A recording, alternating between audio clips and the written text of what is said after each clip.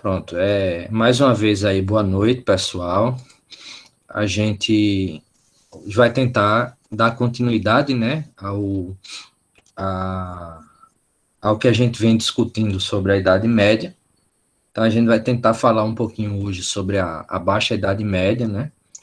A Idade Média, ela é dividida em dois períodos, né? A gente tem a Alta Idade Média, que vai do século V ao século X, e a Baixa Idade Média, né, que vai do século XI ao século XV.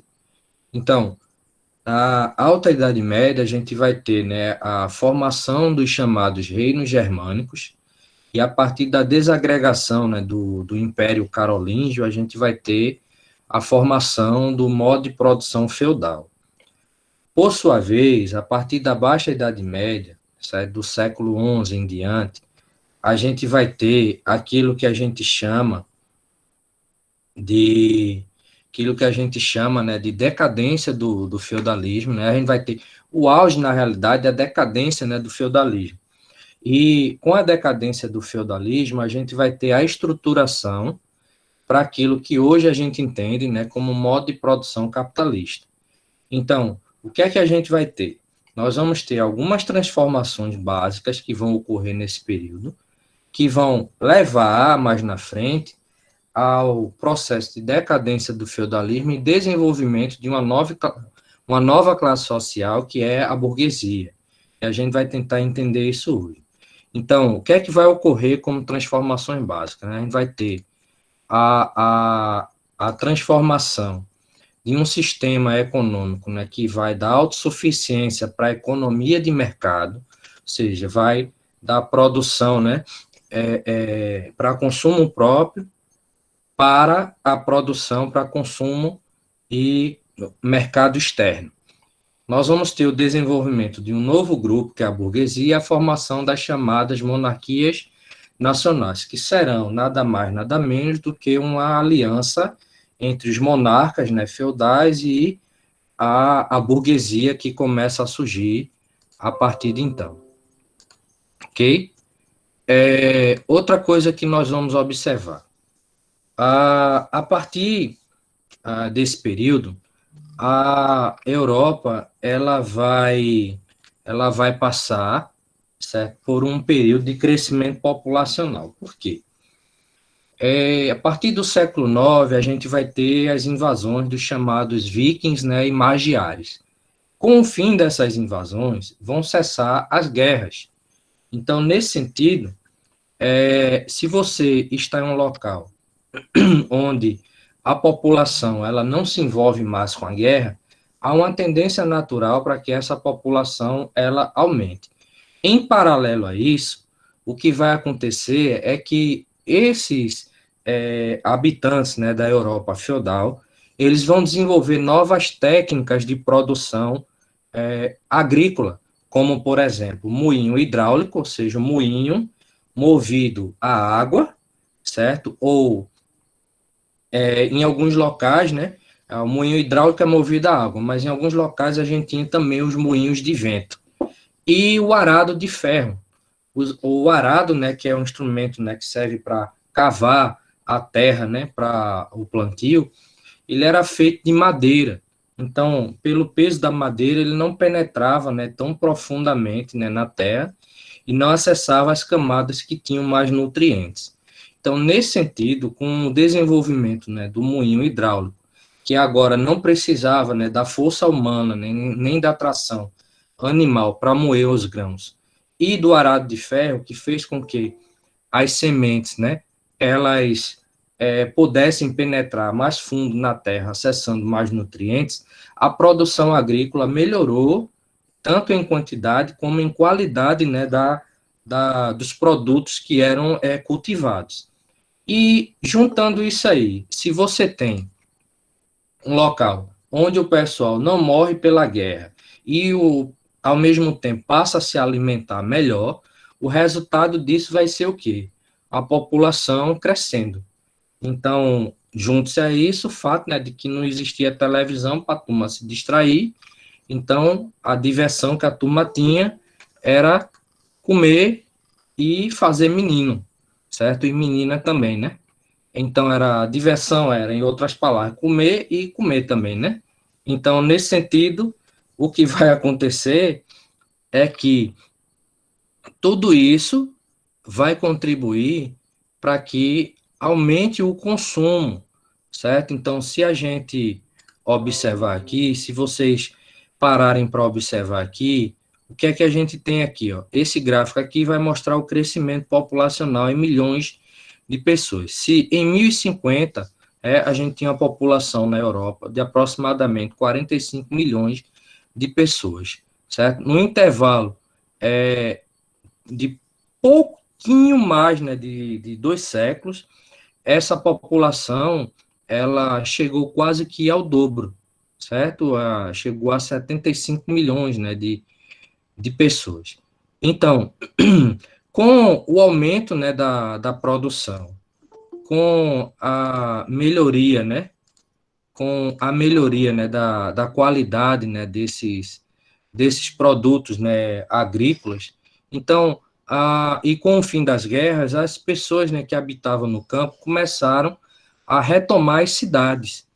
E isso fez com que o comércio, né, que era praticamente nulo durante o período feudal, por conta do fato, né, de que no sistema feudal a economia ela era autossuficiente, era uma economia voltada para o mercado interno, né, ou seja, consumo próprio. Então, isso fez com que o comércio ele voltasse a ser reutilizado. Então, eles passaram a realizar trocas, né, entre outros feudos e outros locais, reintroduzindo, inclusive, em alguns locais, a moeda, certo? Então, eles passaram a reintroduzir a moeda, né, em alguns locais. Com o aumento também da vida, né, nas cidades, o que a gente vai observar é que aquelas pessoas que viviam à margem durante o período feudal, com essa retomada do comércio, elas também, muitas dessas pessoas, elas vão continuar vivendo à margem. Isso vai contribuir para um aumento, né, da criminalidade, ok? Outra coisa que nós vamos ter, a partir do século XI, devido ao processo, né, de invasão, né, e de expansão, né, dos povos árabes, né? Então, os muçulmanos eles vão conquistar a cidade, né, de Jerusalém, e a partir do século XI nós vamos ter aqui o início, né, do movimento cruzadista. As cruzadas elas foram um movimento religioso, né, e militar empreendido pelos cristãos contra os muçulmanos, cujo objetivo, né, ideológico principal era retomar Jerusalém, que havia sido conquistada pelos muçulmanos e era considerada terra santa para os cristãos. Então, no sentido de retomar essa terra santa, né, o Papa Urbano II, em 1095, ele vai pregar o início, né, da primeira cruzada. As cruzadas, elas, enquanto empreendimento religioso militar, elas foram um fracasso, certo? Porque os cristãos eles não conseguiram vencer uma sequer dessas cruzadas. Mas em termos econômicos, a gente vai ver que elas terminaram sendo até proveitosas. Veja, qual o argumento que vai se utilizar para o início das cruzadas? O argumento religioso. Os infiéis muçulmanos conquistaram a Terra Santa, Jerusalém, e nós, cristãos fervorosos, temos que retomar a terra onde nasceu, né? Onde morreu, onde foi crucificado, né, e ressuscitado, né, o nosso Senhor Salvador Jesus Cristo. Então, sob o argumento, né, de que Deus estaria do lado dos cristãos para retomarem a Terra Santa, foram pregadas, né, as primeiras cruzadas. Aí o pessoal foi para guerrear contra os muçulmanos e levou um cacete, certo? Aí volta, né? Aí o Papa, né, ele vai dizer, dessa vez Deus está conosco, ou seja, talvez não tivesse na primeira, né? Então, Deus está conosco. Aí o pessoal foi e levou outro pau. Então, assim, e foi assim até o fim. Qual o problema? o problema é que existiam outros interesses, né, por trás das cruzadas. O interesse não era apenas o interesse religioso. E dentro do interesse religioso, certo? Dentro do interesse religioso, o que a gente vai observar é que é que a igreja via na possibilidade, né, de reconquista, né, de Jerusalém uma possibilidade de expandir a fé cristã para outros domínios lá no Oriente, certo? Outra coisa, havia um interesse também de pegar aquela população, né, que sobrava dentro do modo de produção feudal, né, que não tinha terra para todo mundo, então uma parte da população ficava à margem do sistema. Então, havia o interesse de exportar para o Oriente o modo de produção feudal e acomodar aquele excedente populacional. Então, existiam vários interesses, né, nas cruzadas. Alguém levantou a mão. Deixa-me ver quem foi. Professor, Júlio, pode falar. foi eu. O senhor poderia repetir o motivo do início das cruzadas? Porque a internet deu um delayzinho aqui e ficou Não, veja, sem compreender. a, teoricamente, né, as cruzadas elas foram um movimento religioso, assim, visando retomar Jerusalém, que havia sido conquistada, né, pelos muçulmanos. Então, o argumento principal ideológico foi a retomada de Jerusalém, que era a Terra Santa para os cristãos, e havia caído em poder dos muçulmanos durante seu processo de expansão, né? Expansão do Reino Árabe, né? Expansão dos árabes, né? E, por tabela, a expansão, né, do islamismo. Então, nesse sentido, o que nós vamos ter é que esse pessoal tinha um interesse, né, em retomar Jerusalém. Só que existiam outros interesses por trás. Como eu estava dizendo, a questão da acomodação do excedente populacional, nem todo mundo tinha terra para cultivar durante o modo de produção feudal, durante o período em que vigorou o feudalismo. Então, eles viam na possibilidade de, conquistando, né, territórios ali no Oriente, pegar toda essa população que sobrava, né, e que não tinha como se sustentar, e jogar para lá. Em outras palavras, seria o quê? Exportar para o Oriente o modo de produção feudal. Outra coisa, da mesma forma que a população camponesa, ela não tinha terra suficiente, a nobreza, certo? A nobreza, ela também não tinha terra suficiente. Então, esses nobres, certo? Assim como alguns outros, né, membros dessa sociedade feudal, né, principalmente, né, aqueles considerados, né, como que a gente pode dizer, alguns mercenários, né, eles tinham interesse, né, nas pilhagens, ou seja, a gente vai invadir, chegando lá, e o que a gente conquistar lá, a gente fica para a gente, ok? Viam na possibilidade de, vencendo as cruzadas, realizarem a pilhagem, né, para conquistar riquezas, certo? Então, aqui, ó, a busca de aventura ou enriquecimento, né, por meio das pilhagens. Outra coisa, muita gente, né, via nas cruzadas a possibilidade de absolvição dos pecados. Foi um argumento ideológico que foi utilizado. Vocês que estão em pecado, vocês vão para as cruzadas. E se vencerem os infiéis, Deus perdoará os vossos pecados. Então, muita gente foi, né, motivada, né, pela ideia, né, de cura das enfermidades, né, pela ideia de absolvição dos pecados. E com isso, muita gente viajou, né, para o Oriente, né, nesse processo, né, nesse processo das cruzadas, né.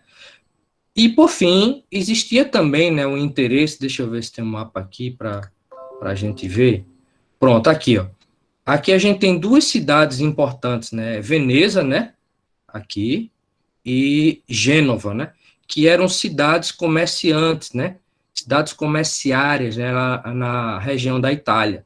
Então, Durante o processo de expansão islâmica, né, as rotas de comércio aqui pelo mar Mediterrâneo, elas foram barradas, né, por embarcações muçulmanas.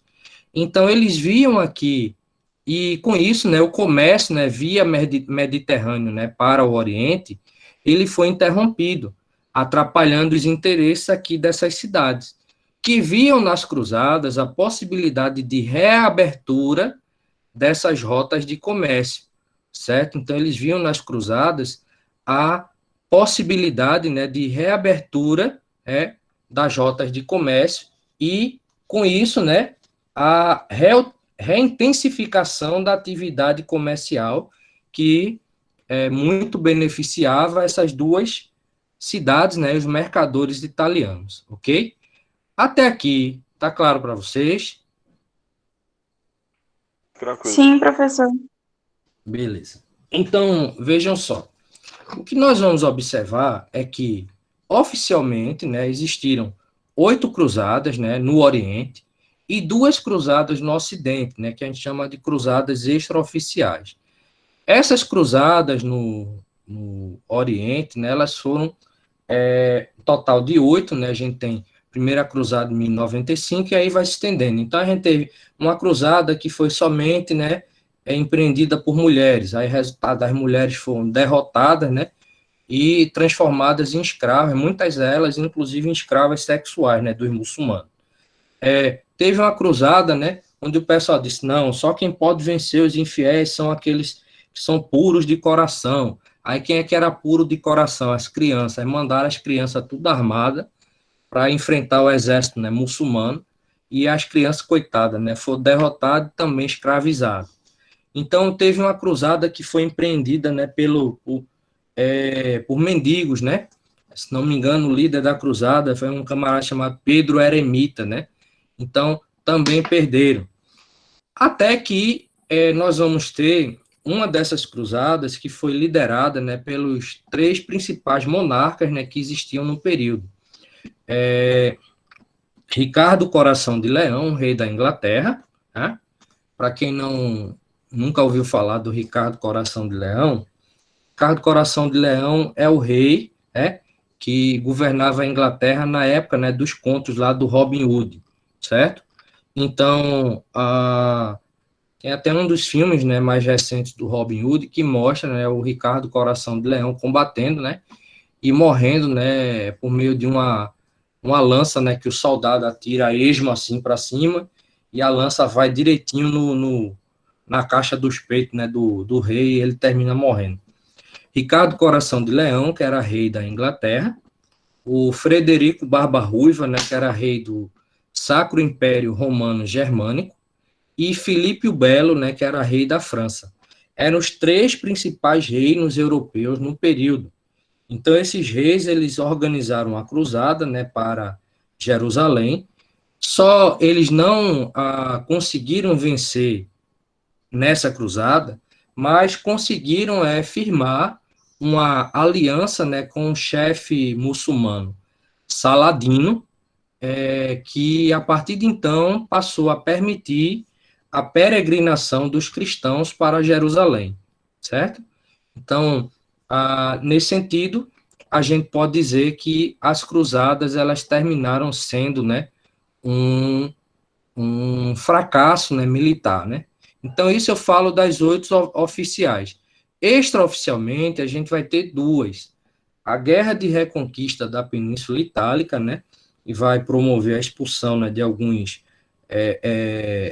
muçulmanos, né, da região da Península Itálica, e a Guerra de Reconquista da Península Ibérica. Essa, por sinal, é a guerra de maior duração da história da humanidade, porque ela vai de 711, ok, até 1492. O resultado dessa guerra de reconquista vai ser a formação dos reinos, né, de Portugal e Espanha. Em 711, o chefe muçulmano Tariq, ele atravessa o Estreito de Gibraltar. Deixa eu voltar aqui para o mapa para vocês terem uma noção, certo? O Estreito de Gibraltar, não sei se vocês estão vendo o mouse movimentar, é aqui, ó, essa região aqui que liga o extremo norte aqui da África, com a parte no sul aqui da Península Ibérica. Então, inclusive, o nome Gibraltar, ele é uma latinização, digamos assim, da palavra, da expressão árabe Jabal Tariq, que significa o Estreito de Tariq, né? Porque o chefe muçulmano Tariq, ele atravessa essa região e conquista aqui a região da Península Ibérica, empurrando os cristãos para uma região aqui no norte, né? O Monte das Astúrias. E o que foi a Guerra de Reconquista? A retomada da Península Ibérica, né, por meio da expedição, né, dos cristãos aqui contra os muçulmanos. Resultado, no decorrer do processo aqui, vão se formar 4 reinos, né, cristãos: Castela, Leão, Navarra e Aragão. E esses 4 reinos vão dar origem, mais na frente, ao que a gente entende, né, hoje como o reino da Espanha, ok? Deixa eu voltar aqui. Ok, o reino da Espanha. E em 1492, os últimos mouros, né, como eles chamavam, né, os muçulmanos naquela região, eles vão ser expulsos da região de Granada.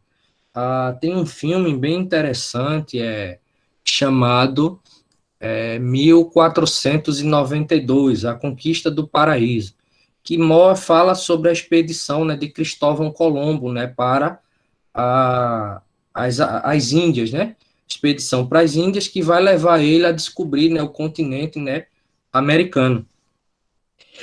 Então, uma das primeiras cenas, né, desse filme é o pessoal derrubando, né, uma lua crescente, né, com a estrela, né, de uma mesquita, e erguendo, né, no lugar uma cruz, certo? Ou seja, mostrando, né, a vitória, né, dos cristãos, né, contra os muçulmanos.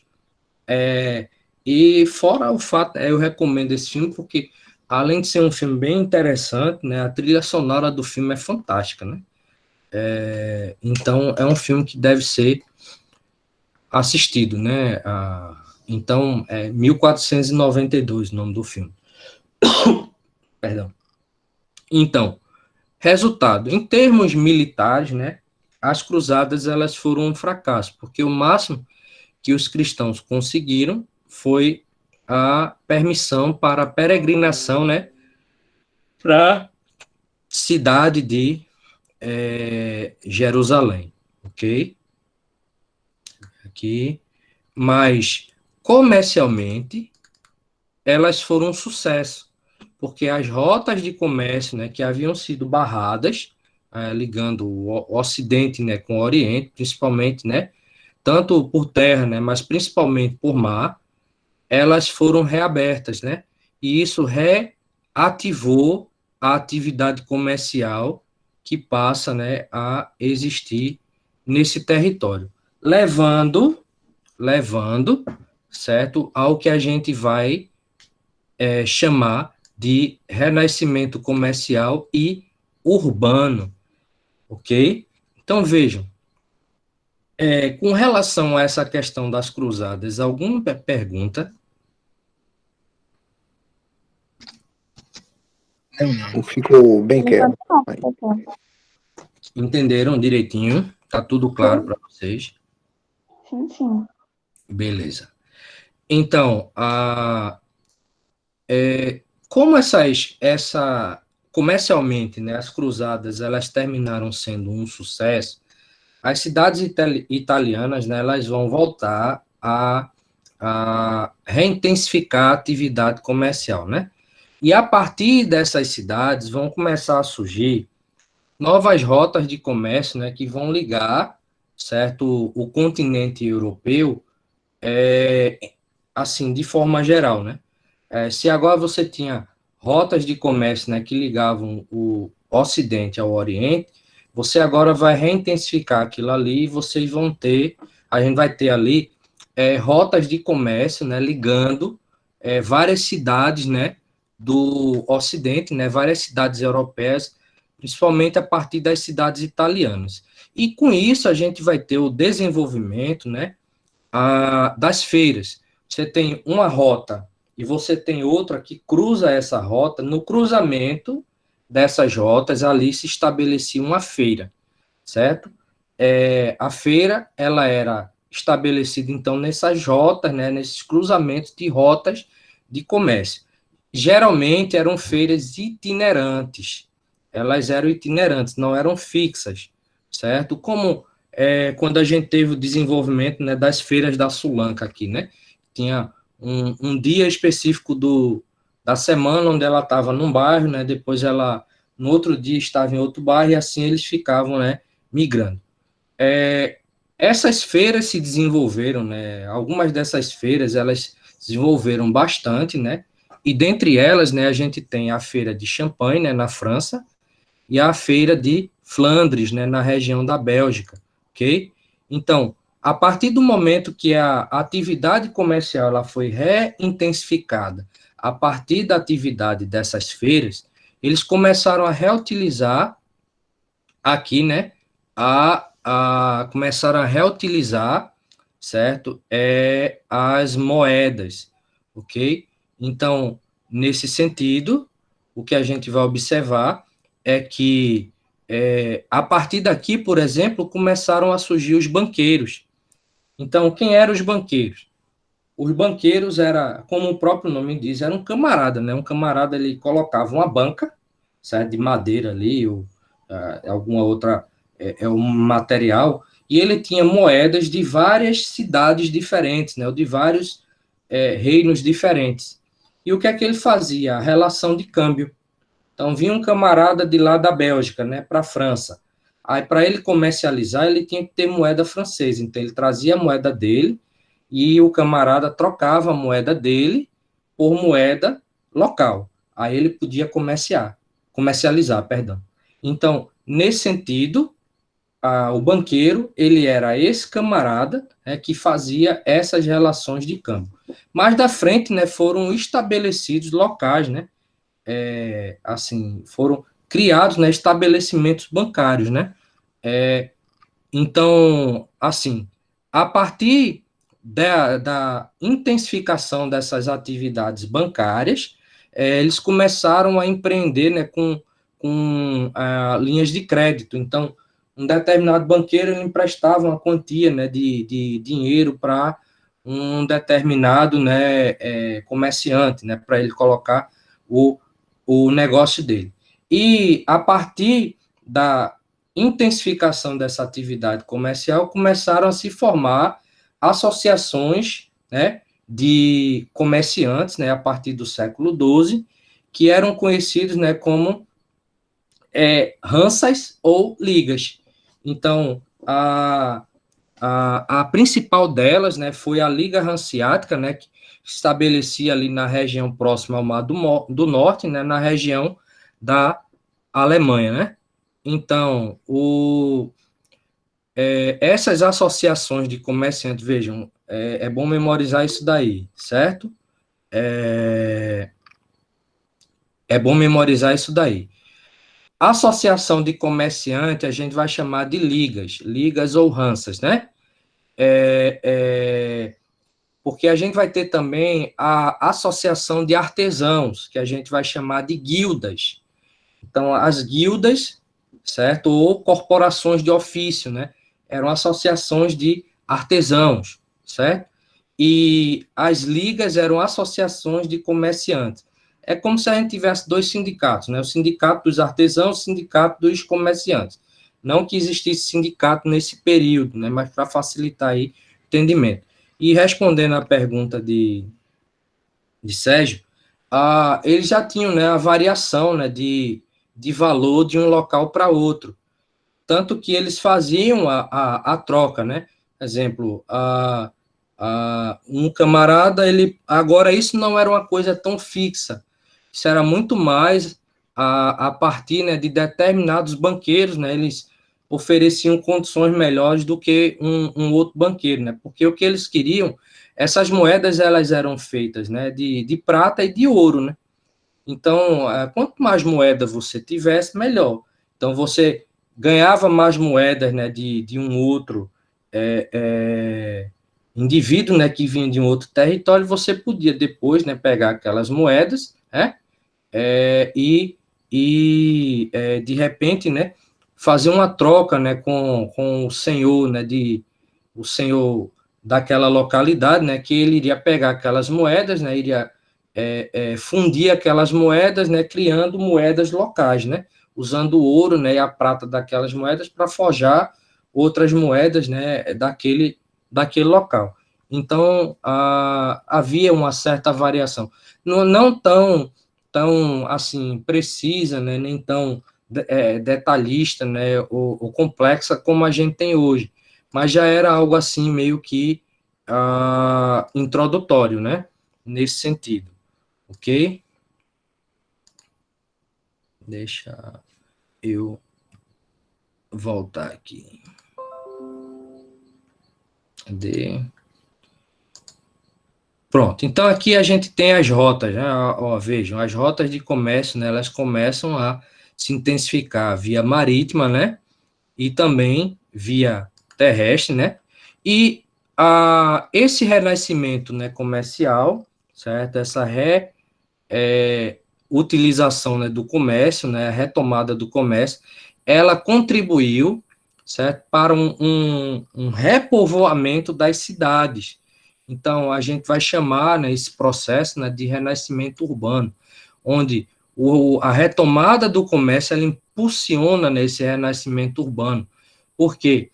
Porque vão começar a se formar pequenos entrepostos, né, comerciais, que, com o passar do tempo, né, como eles ficavam fixos em determinados locais, isso favorecia, por exemplo, os ataques, né, de bandidos, né?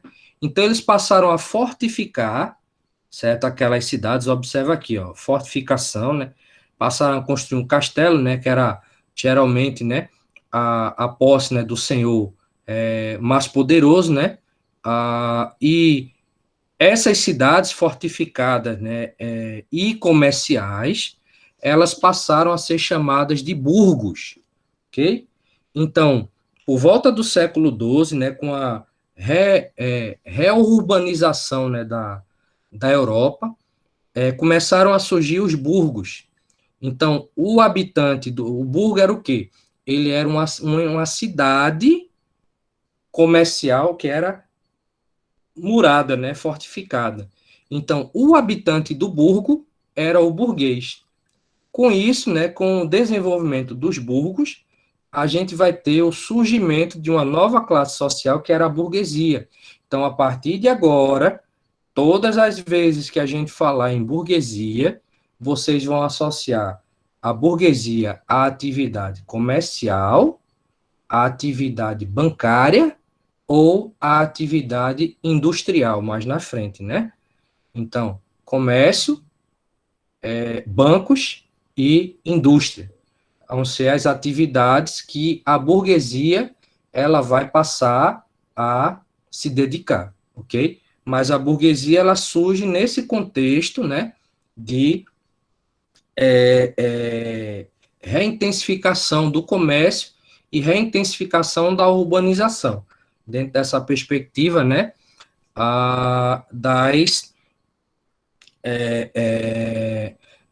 como é que a gente pode dizer?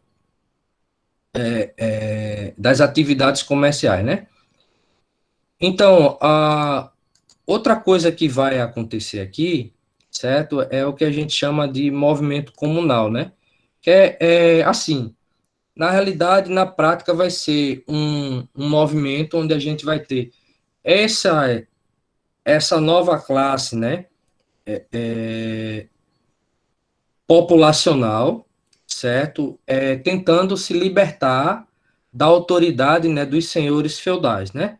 E isso vai gerar, esses conflitos, eles vão gerar a entrega de alguns documentos, né, para alguns desses novos moradores, né, dessas novas cidades, chamada, né, de cartas de franquia. Carta de franquia é o quê? É como se fosse uma carta de posse, né, de uma parte daquele território, dando maior autonomia para aquele burguês, né, ou para aquele comerciante daquele local, né, no que diz respeito à questão da posse da terra. E isso vai ser obtido como? Por meio de guerras, envolvendo, né, senhores feudais, né, e essas novas classes, né, ou por meio de indenização. O camarada, ele pagava uma indenização, né, para o senhor feudal e ele passava a ter a posse daquele território ali, ok? Com o desenvolvimento, né, dessa atividade comercial e urbana, então surgiram também as guildas, né, que eram associações de mercadores, né, e as corporações de ofício, né, que eram associações de artesãos. Vê, a gente pode, em alguns locais, vocês podem encontrar, certo, ou guilda, né, e corporação de ofício, né, fazendo a divisão. Em alguns locais vocês podem encontrar somente a determinação de guildas, em outros somente a questão das corporações de ofício.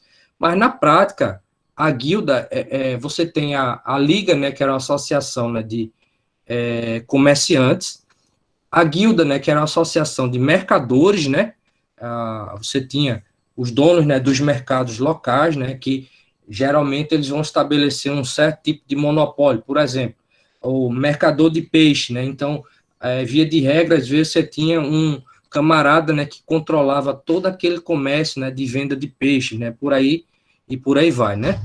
Então, isso se via para evitar, né, a concorrência estrangeira. Então, eles já faziam um processo aí de regulamentação dos preços, né, para evitar a questão, né, da concorrência estrangeira. Seria mais ou menos, né, funcionava mais ou menos como hoje a gente tem a concepção de um cartel, né? Você tem vários comerciantes de um mesmo ramo, que eles estabelecem, né, um preço padrão, para que todos eles tenham o lucro, né? Um não venha falir o negócio do outro, mas em contrapartida, eles fazem isso para prejudicar um outro camarada, né, um outro grupo que não está ligado àquele grupo, né? Hoje, o exemplo mais prático que a gente pode ver disso, né, são os postos de gasolina, né? Onde você vê, às vezes, a variação de 1 centavo, né, de um posto para o outro, mas, via de regra, aqueles postos, tudo na região, né, tudo com preço tabelado, né? Gasolina ao mesmo preço, aquela coisa, então, isso é uma forma de cartel, né? Que o governo faz vista grossa, porque cartel no Brasil é crime, né? Mas o governo faz vista grossa, né? Porque enquanto o pessoal estiver pagando os impostos lá, tá tudo de boa. Então veja, né? E as corporações de ofício, né? Que eram as associações de artesão, né? Que o artesão, ele seria, tipo o quê? O dono de uma oficina, certo? Então, a partir daqui, do desenvolvimento, né, das ligas, das guildas e das corporações de ofício, a gente vai ter as bases para que mais na frente eles possam introduzir o que a gente chama de trabalho assalariado. Veja, na corporação de ofício, por exemplo, você tinha vários mestres artesãos, cada artesão desse ele tinha uma oficina. E na oficina, o artesão ele tinha os jornaleiros e como é que a gente pode falar? Os aprendizes, certo? O aprendiz, ele morava na oficina, né, junto com o mestre de ofício, e ele era ensinado, né, naquele ofício, digamos, o ofício de ferreiro. Então, ele era ensinado, né, a trabalhar com ferro, né, a fundir o ferro, a fazer as ferramentas, né, de ferro, tudo aquilo. Já o jornaleiro, não.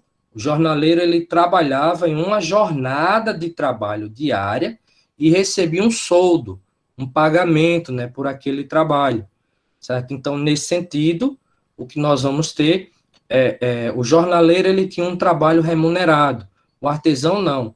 O artesão, perdão, o aprendiz não. Mas o aprendiz, ele ganhava ali a moradia, né, a alimentação do mestre de ofício, e quando ele chegava a uma determinada idade, ele podia ser submetido a um teste, e caso ele fosse aprovado naquele teste, né, de aptidão, ele recebia um incentivo, certo, do seu mestre, né, de ofício, para que ele pudesse dar continuidade, né, àquele trabalho, formando assim a sua pequena oficina, né? Então, o aprendiz, ele era a garantia de que aquele ofício, né, do do mestre de ofício ele iria ter continuidade, né? Então, a partir daqui, com a introdução, né, desses trabalhadores, né, que trabalhavam uma jornada, né, em troca de um determinado salário, a gente tem o começo, né, da introdução do que a gente chama, né, de trabalho assalariado, ok? Cadê? Orações de ofício. Outra coisa que nós vamos observar nesse período também, da Baixa Idade Média, é a formação, né, das monarquias nacionais. E o que é que vai ser uma monarquia nacional, né? A aliança entre reis e burgueses. Como é que isso vai acontecer? Certo? Como é que isso vai acontecer? Os reis, né, eles tinham um grande poder naquele período, porque o rei era o detentor de todas as terras, certo? Vamos voltar um pouco para o sistema feudal. O rei ele era o detentor de todas as terras, então ele dividia as terras entre os nobres, ok? E os nobres redividiam a terra colocando os seus vassalos, né? E esses vassalos, que eram senhores de terra, colocavam os camponeses, né, para o estabelecimento daquela relação de senhor e servo, né? Lembrando, a relação senhor e servo, no feudalismo, era entre nobre e plebeu. A relação entre suzerano e vassalo era entre um nobre e um outro nobre menos poderoso do que ele, certo? Era um nobre mais poderoso, o suzerano, e o vassalo era um nobre menos poderoso. O senhor era um nobre e o servo era um camponês. Lembrar isso daí. Então, nesse sentido, com o passar do tempo, o poder de fato mesmo, poder político de fato mesmo, ele ficava concentrado na mão dos senhores de terra. Então, o rei ele passa a ter uma autoridade, mas essa autoridade ela é mais ou menos figurativa. Com o passar do tempo, né, foram estabelecendo nessas atividades comerciais, muitas dessas vilas, desses reinos, passaram a ser saqueados. Então, para que o rei ele não perdesse o seu reino, ele forma uma aliança com a burguesia para financiar um exército permanente, okay? Para proteção. Então, qual era o benefício que cada um desses ganhavam, né? O rei, ele ganhando, né, um exército permanente, ele limitava o poder dos nobres, porque a relação de lealdade do nobre para com o rei era uma relação informal, na base, né, do juramento. Não existia um contrato entre o nobre e o rei de que o nobre iria protegê-lo até o fim da vida. Ele fazia, né, aquele juramento, mas com o passar do tempo, muitos desses nobres começaram a quebrar esse juramento. Então, para não perder suas terras, o rei chega para os burgueses e diz o seguinte: eu dou uma redução de impostos e vocês pagam, vocês financiam a formação de um exército permanente, né, de soldados para mim, para a proteção do reino. Então, da aliança entre os reis e a burguesia, a gente vai ter a formação dessas chamadas, né, monarquias nacionais, né? Então, como é que isso vai se dar? Os reis, né, eles reduzem, assim, o poder, né, dos nobres, né, e da igreja, né? A igreja tinha um poder muito influente aqui ainda. A burguesia, ela ganha a unificação, né, dos impostos, né, o estabelecimento de moedas comuns, né, um sistema de pesos e medidas padrão, né, para padronizar os preços ali e contribuir para a eliminação da concorrência externa. E a nobreza e o clero, eles passam a ter cargos, mas agora concedidos pelo rei. Vamos lembrar que um dos grandes episódios que aconteceu na cisma entre o poder papal, né, e o poder temporal, né, que é a questão da querela das investiduras e do cesaropapismo, se dava porque a igreja ela queria ter o poder de nomear não somente os bispos, mas também coroar os reis e imperadores. E chegou um momento que os reis passaram a querer eles mesmos, né, escolherem os sucessores e nomearem os bispos que seriam empossados nas dioceses, né, pertencentes aos seus reinos. Isso levou a um conflito. Esses conflitos vão se resolver também, em parte, né, com essa aliança entre, mais na frente, né, entre a rei e burguesia. E como é que o rei ele passa a manter agora o maior poder, né? E acalmar nobres e o clero, concedendo alguns cargos para esse pessoal, né? Então, eles passam a ocupar, né, alguns cargos, né? Só que tudo agora nomeado pelo rei. Então, a gente vai ter, né, a formação, né, da monarquia francesa entre 987 e 1328, né? Eu não vou me deter especificamente nisso daqui, depois vocês podem dar uma lida, né? Aqui a gente tem a questão, né, de todo o processo de formação, certo? Até chegar a Filipe IV o Belo, mas uma coisa que merece ser mencionada aqui é a questão da Guerra dos 100 anos, né? Que, na realidade, ela não durou 100 anos, durou 116 anos. Vai ser uma guerra envolvendo, né, França e Inglaterra, que vai ocorrer, deixa eu ver aqui, por conta, né, da disputa, né, do território de Flandres. Vamos lembrar aqui, ó, Flandres é um território, né, que a gente falou um pouco mais atrás, na região da Bélgica, onde a atividade comercial ela era muito forte. Então, ingleses e franceses, eles disputam o controle desse território.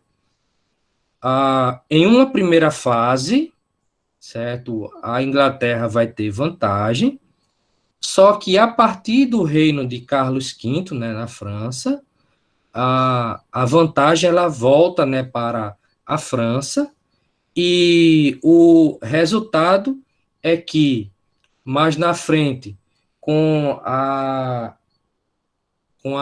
as campanhas, né, lideradas, né, por Joana d'Arc, certo? A França, ela termina sendo vitoriosa, né, nesse processo, né? Então, a Guerra dos 100 Anos vai ser vencida, né, pelos franceses. Engraçado que é uma das poucas guerras, né, que a França ela venceu, né? Tive uma professora na universidade ainda, no meu curso de graduação em História, que ela era francesa, né? Na realidade, ela ainda não é morta, né? Ela é francesa.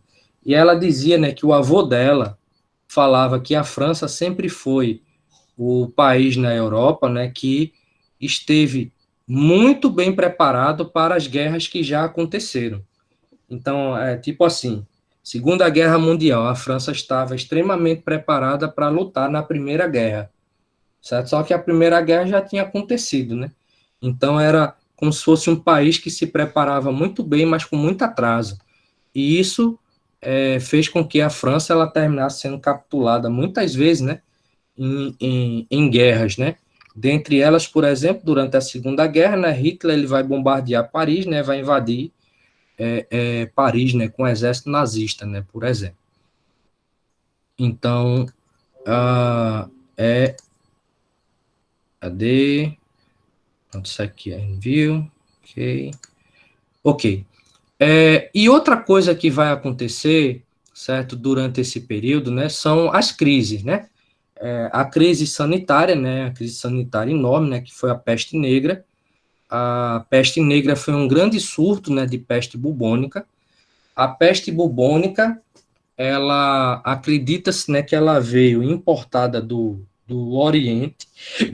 Nesse processo, né, de comércio, né, do Ocidente, né, com o Oriente, eles trouxeram, né, nas embarcações do Oriente alguns ratos, né, os ratos pretos, né, daí se chamar, por exemplo, de peste negra, né, porque os ratos, né, que transmitiam, na verdade não era o rato, era a pulga do rato preto, né, era um tipo de rato, né, mais escuro, né, preto, que ele tinha uma pulga, né, que mordia o pessoal e transmitia, né, a peste bubônica, né.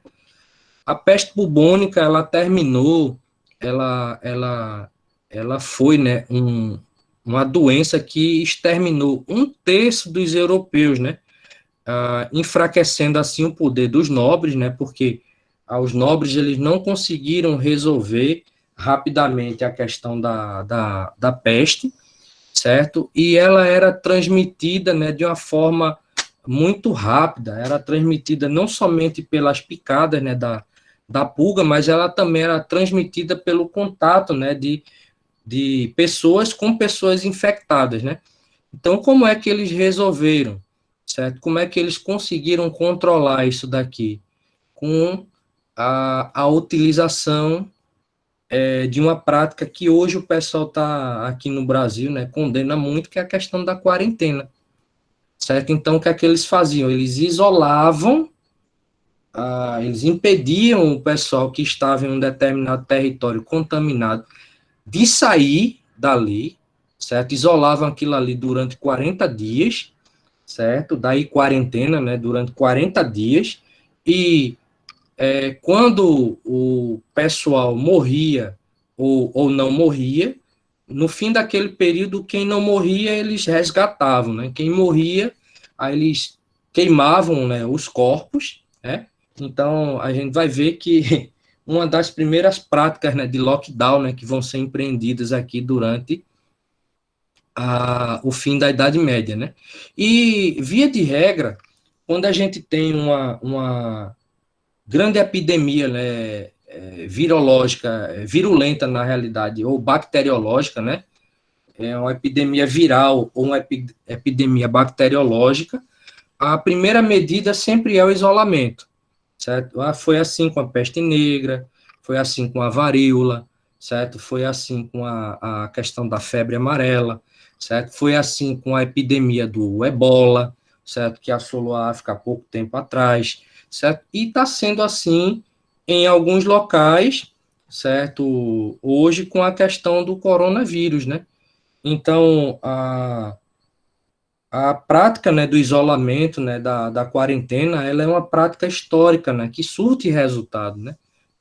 Só tem pouca ainda, só que hoje, né, é engraçado, né, que durante a Idade Média o pessoal ele estabelecia isolamentos radicais, né?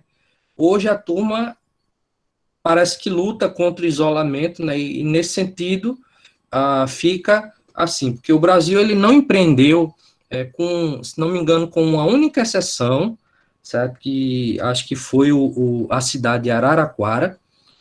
O Brasil ele não empreendeu lockdown, certo? Então, quando você escutar alguém falando, né, a questão do lockdown não resolve porque não foi empreendido no Brasil. O que a gente teve no Brasil foram restrições sanitárias e práticas, inclusive mal feitas, né, de isolamento, né, de quarentena, em alguns territórios. Mas nos locais onde foram empreendidos as práticas de lockdown, né, com maior rigor, a exemplo disso, né, Nova Zelândia, alguns territórios no Canadá, certo? Aqui mesmo no Brasil, na cidade de Araraquara, a gente teve uma redução da exposição, né, da população ao vírus, e com a redução da carga viral, né, que a população ela vem recebendo, a gente tem a questão da diminuição dos casos, né? Então, a peste bubônica, ela foi uma epidemia muito grave, né? A peste bubônica, ela afeta, né? Ela causa febre muito alta e com o passar do tempo o camarada vai desenvolvendo pústulas, ou seja, são grandes feridas, né? Com bolsões de pus e aquilo ali com o passar do tempo vai estourando. Então, o contato das pessoas com aquele pus infectado, né? Com as secreções, né? E com as gotículas, né, também de tosse, outra coisa, o pessoal ia tendo o contágio, né? Então, a peste bubônica, né, ela eliminou um terço, né, dos europeus, né, mais ou menos 25 milhões de pessoas, e em alguns territórios, como a Inglaterra, ela eliminou metade da população. Então, foi uma peste, assim, muito... veja, aqui são as áreas, certo? Onde a peste, né, ela afetou, né, a população europeia. Então, ela se estendeu basicamente por quase toda a região da Europa, certo? E alguns territórios aqui, ó, no Oriente e também na África, ok? Deixa eu ver aqui. A pergunta aqui, deixa eu ver. O senhor acha que doenças virais e guerras impulsionam o avanço científico? Sim, sim e não, certo? Porque às vezes alguns avanços científicos eles impulsionam guerras e alguns avanços científicos eles impulsionam também doenças. Por exemplo, a, a questão do desmatamento, né? Desmatamento que a gente tem maior hoje, né, em alguns territórios aqui no Brasil, certo?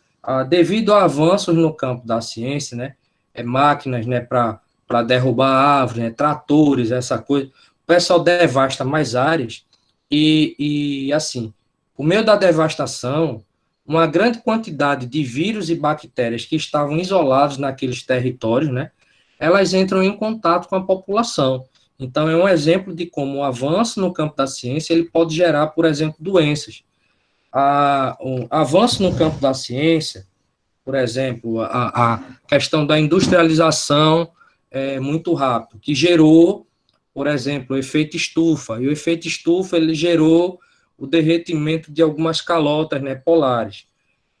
Foi descoberta há um pouco tempo atrás que o derretimento de algumas dessas calotas fez com que as camadas de gelo, né, que estavam mais enterradas, elas viessem mais para a superfície, e aquelas camadas de gelo, né, mais enterradas, elas tinham vírus e bactérias, né, que até então não se conheciam.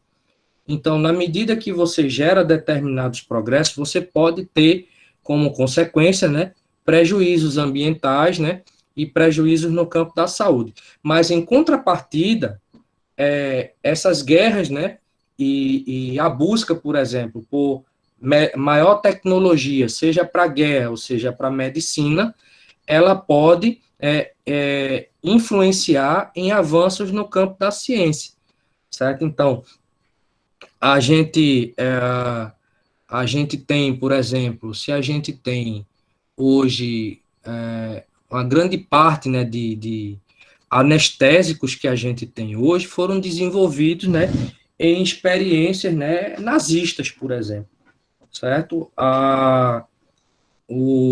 Uma grande quantidade, né, de gases, né, que são utilizados como agrotóxicos, né, em plantas, né, foram desenvolvidos também durante o período, né, nazista, por exemplo.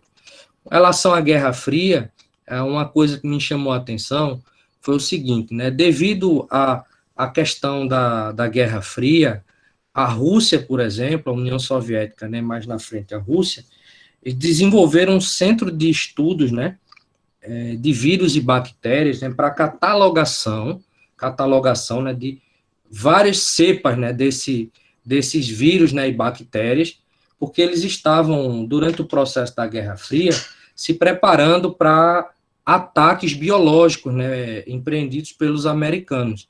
E isso fez refletir, por exemplo, na criação de várias drogas, né, e várias vacinas pelos russos, por exemplo.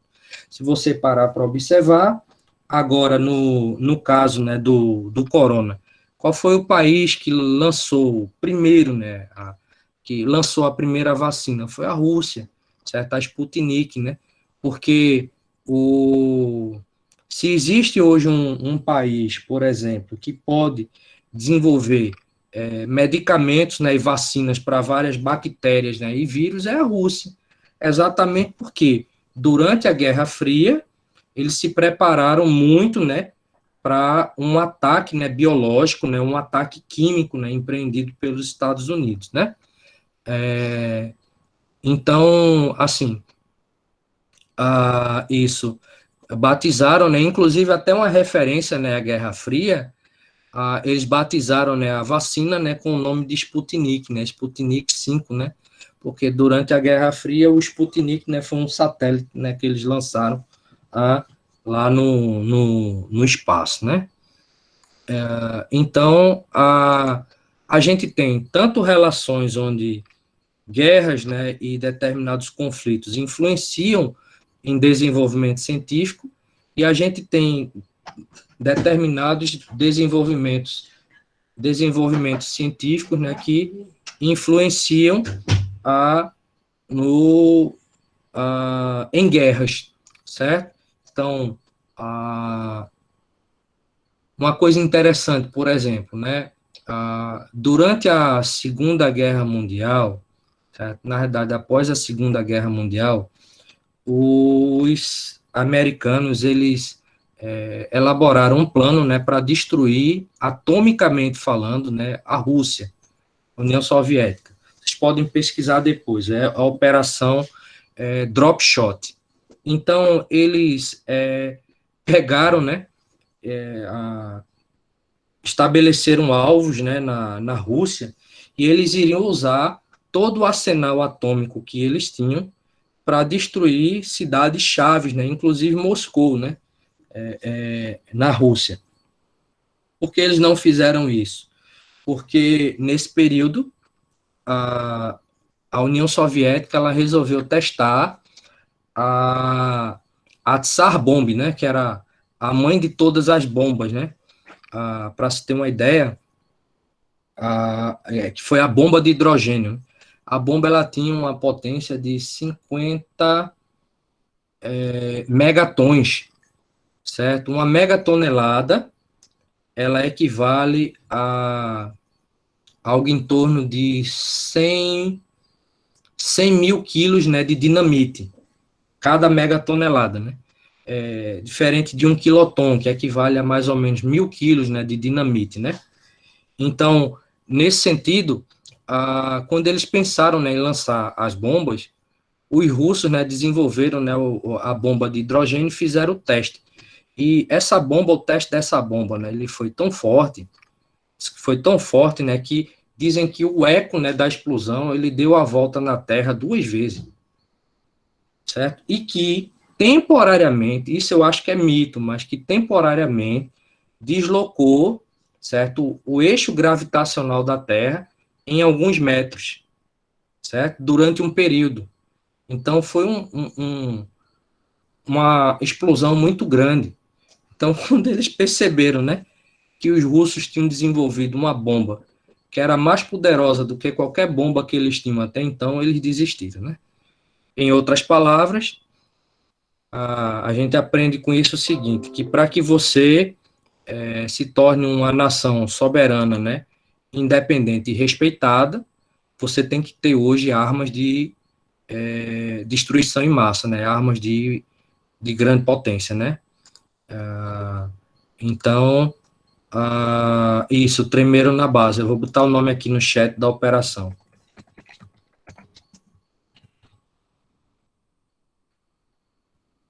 Até depois vocês procuram a dar uma lida a mais sobre isso daí. Outra coisa que nós vamos ter aqui são as Jacqueries, né? As Jacqueries, né? Que foram rebeliões camponesas, né? Empreendidas em vários territórios, né? Da Europa, onde esse pessoal aqui, ele lutava, né?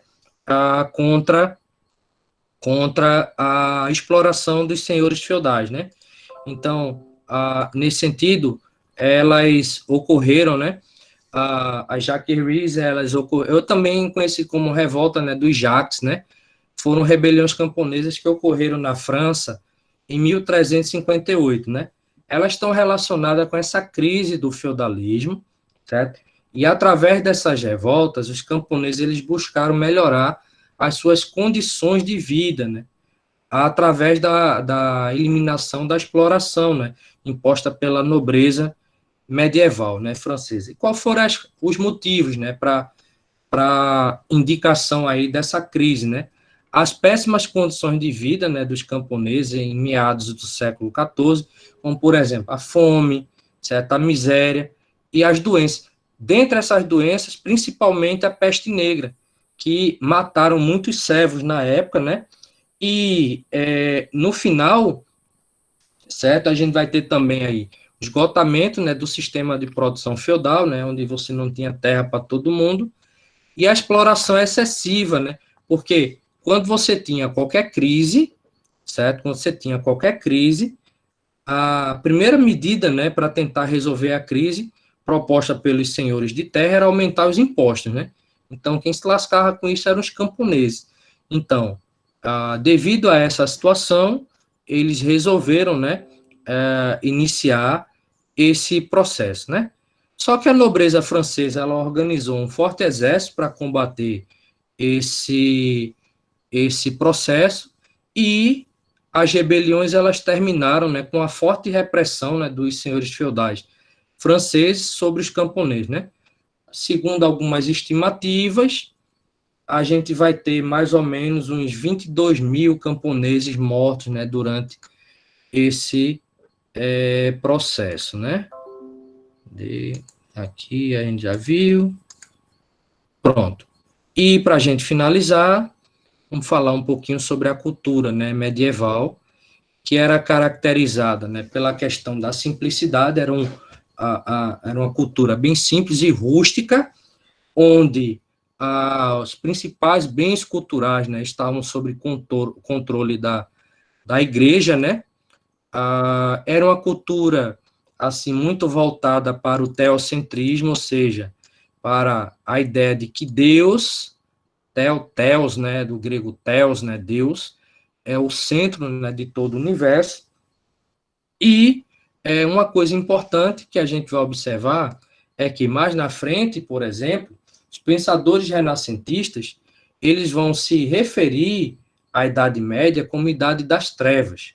Porém, essa assertiva, ela é falsa, porque os principais centros produtores de cultura da Terra, certo, da humanidade, que são as universidades, surgiram durante a Idade Média, a partir do contexto, né, do Renascimento comercial, certo?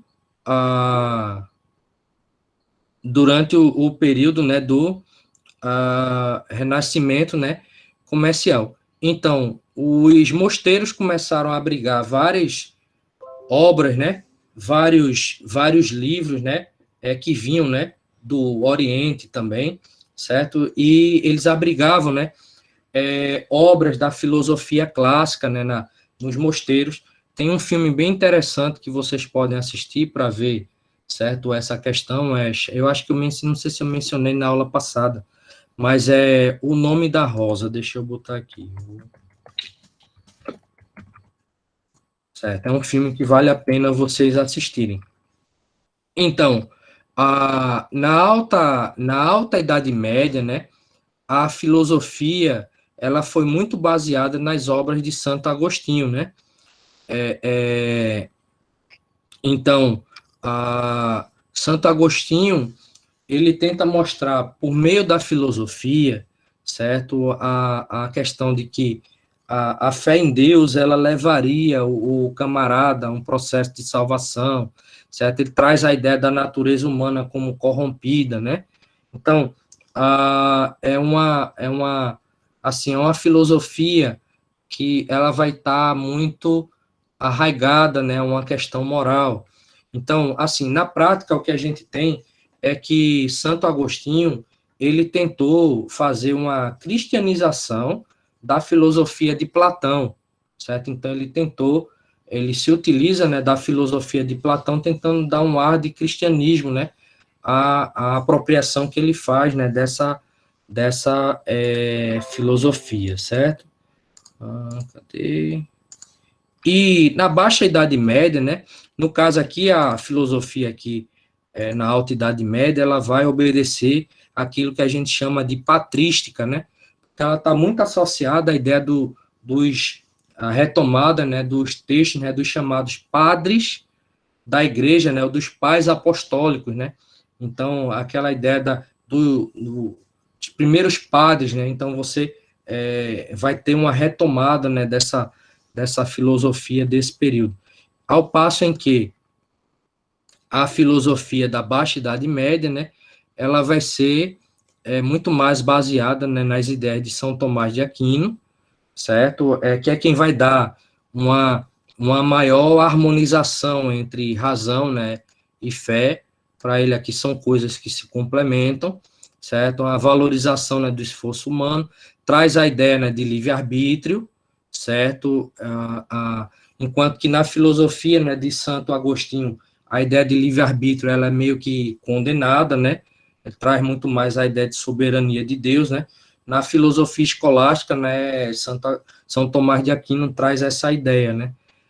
E o clero, nesse sentido, ele funciona, né, como orientador moral e espiritual, né? Ou seja, a filosofia escolástica, né, se a filosofia patrística, né, de Santo Agostinho, ela busca uma cristianização, né, de Platão, a escolástica ela vai buscar uma cristianização de Aristóteles, né, que foi discípulo, né, de Platão. A filosofia agostiniana ela é mais platônica e a filosofia a tomística, né, São Tomás de Aquino, a tomística, ela é mais aristotélica, ok? A igreja passa a condenar, né, a questão da usura. Inclusive, tem um livro também bem interessante que vocês podem ler, do sociólogo Max Weber, chamado, né, A Ética Protestante e o Espírito do Capitalismo. Ele vai mostrar que nos países onde perdurou, né, o cristianismo católico, se comparado com os países onde perdurou, né, prevaleceu o cristianismo protestante, os locais onde o protestantismo ele prevaleceu, esses países se tornaram países capitalistas industrializados mais rápido do que nos locais onde prevaleceu o catolicismo, né? Exemplo, né, Inglaterra, protestante, Holanda, protestante, né? A França, durante um período, também protestante, certo? A Suécia, né? A Irlanda, a Bélgica, certo? Então, você vai ter países, né, onde a Suíça, né, países onde prevaleceu, né, o protestantismo, e esses países se tornam capitalistas, né, industrializados mais rápido. Por quê? Enquanto a Igreja Católica condenava a usura, o protestantismo ele não via pecado na questão da usura, ele via pecado na cobrança, por exemplo, de juros abusivos, mas eles não condenavam a questão da usura. A usura é o empréstimo com juros, certo? É você lucrar com juros, né, em cima do empréstimo que você faz a alguém. Então, eles não condenavam isso, porque a ética protestante, ela era mais ou menos o seguinte: o camarada, ele tinha que mostrar que ele era um predestinado, né? Que ele foi escolhido por Deus, né, para o reino de Deus. Então, como é que ele mostrava isso? Havia a ideia de que ele mostrava que era um predestinado por meio do progresso econômico. Então, se o protestante, ele, antes de se converter, né, ele jogava, ele fumava, ele bebia, se prostituía, quando ele se convertia, ele abandonava os jogos de azar, o fumo, a bebida, a prostituição. E o dinheiro que sobrava dali, ele fazia o quê? Colocava no banco para gerar juros, certo? Então, isso gerou uma acumulação de capital nesses países que vai ser empreendida, vai ser investida na industrialização desses países, certo? Por isso que nos locais onde o protestantismo ele se estabeleceu primeiro, a gente vai ter o desenvolvimento, né, de nações, né, países capitalistas, né, de forma mais rápida. Agora, isso é a tese de Max Weber, né, em A Ética Protestante e o Espírito do Capitalismo, ok? Então, veja, no campo da arquitetura, a gente vai ter, durante a Alta Idade Média, né, o estilo românico, certo? Deixa eu ver. Eu acho aqui um exemplo, né, para mostrar para vocês, né? O estilo românico, e vamos ter o desenvolvimento do estilo gótico. eu ver aqui rapidinho. Pronto. Vejam só. Então, na Alta Idade Média, a gente vai ter o desenvolvimento do estilo românico, certo? Que é uma construção mais maciça, né, pesada, né, caracterizada pela horizontalidade, né? A gente vai ter, assim, as igrejas, por exemplo, elas tinham poucas janelas, né? Porque, assim, muita janela é muito local de entrada, certo? Então, se trazia com a questão da redução das janelas, né? A ideia de segurança, né? Você está mais tranquilo ali dentro, porque você vai ter menos locais por onde, né, os inimigos, digamos assim, podiam entrar. Então, essa era a característica, né, da arquitetura, arquitetura românica. E na Baixa Idade Média, a gente vai ter a arquitetura gótica, né, que era mais leve, certo?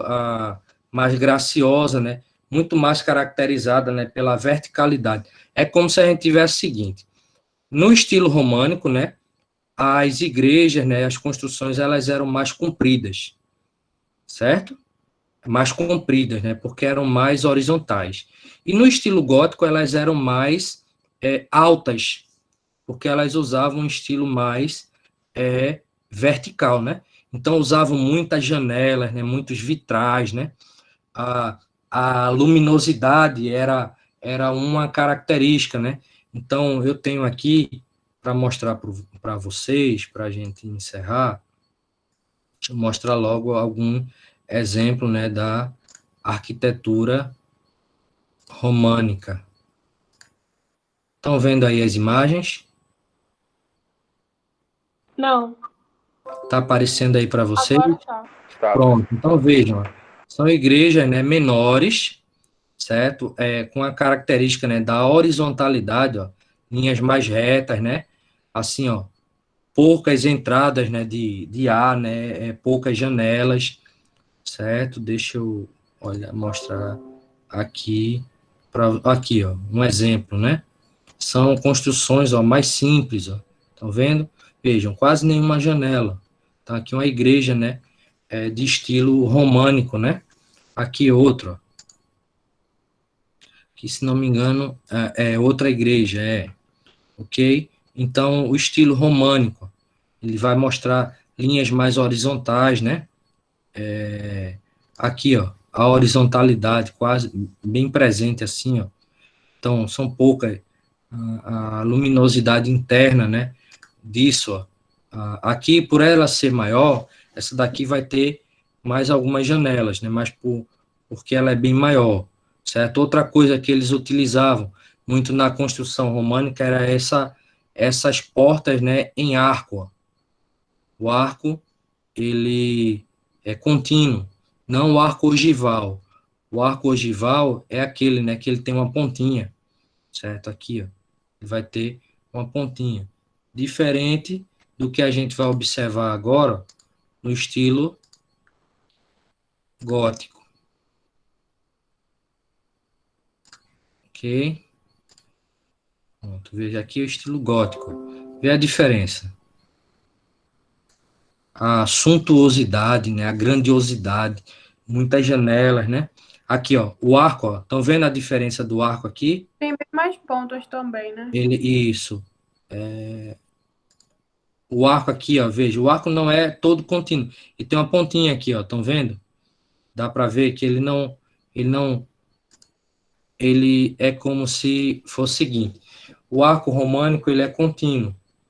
O arco gótico, o arco romano, ele é mais contínuo, assim, o arco gótico, ele é mais ou menos nesse formato, ó, tem uma pontinha, certo? Aqui no topo. Chama mais ou menos, como se fosse um arco meio ogival, ok? Então, é isso, gente. E alguma pergunta, alguma dúvida? Não. Ficou claro para Não, vocês? professor. Aula ótima, viu? Sim, inclusive, professor, quando que o senhor vai soltar esse vídeo que o senhor gravou aqui hoje para dar uma revisada depois?